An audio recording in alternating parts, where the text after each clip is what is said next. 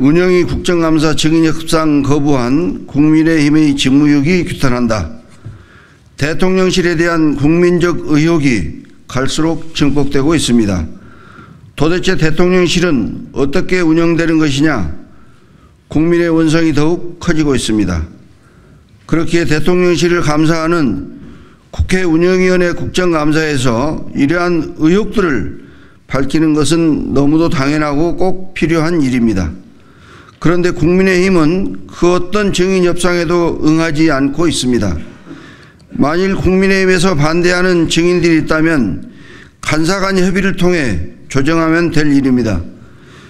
그러나 국민의힘 이양수 운영위원회 간사는 수차례 협상 시도를 무대응으로 일관하며 대화조차 거부했습니다.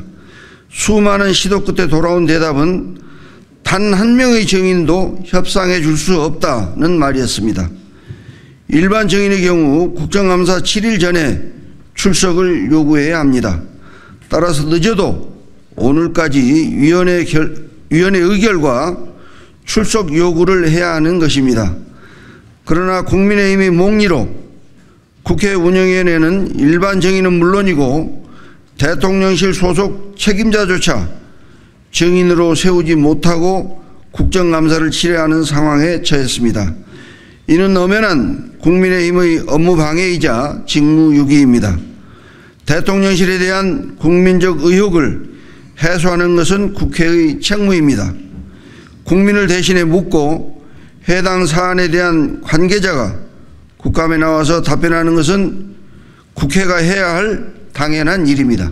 자녀 학폭과 외압 및 은폐 의혹의 김승희 전 의전 비서관, 대통령실 인사 참사에 책임이 있는 이원모 비서관과 이시원 공직기강 비서관,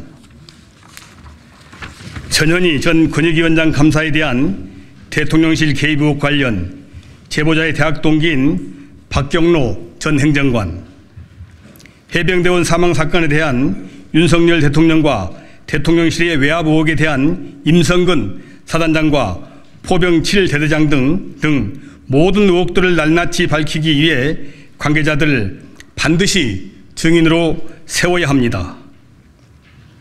이러한 핵심적인 논란에 대해 따져 물을 당사자 없이 진행되는 국정감사가 과연 어떤 성과를 낼 수가 있겠습니까?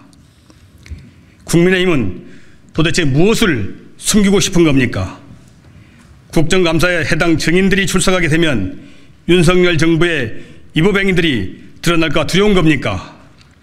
국민의힘이 지금 보여주는 태도는 국민의 대리인으로서 행정부를 감사하겠다는 것이 아니라 국민은 무시하고 오로지 대통령과 영부인을 지키겠다는 태도로밖에 보이지 않습니다. 그것이 아니라면 당장 증인 협상에 협조하십시오. 국민의힘은 대통령실의 수하가 아니라 국민을 대표하는 국회의 구성원으로 책임감 있는 모습을 보여주시기를 촉구합니다. 2023년 10월 31일 국회 운영위원회의 더불어민주당 의원 일동.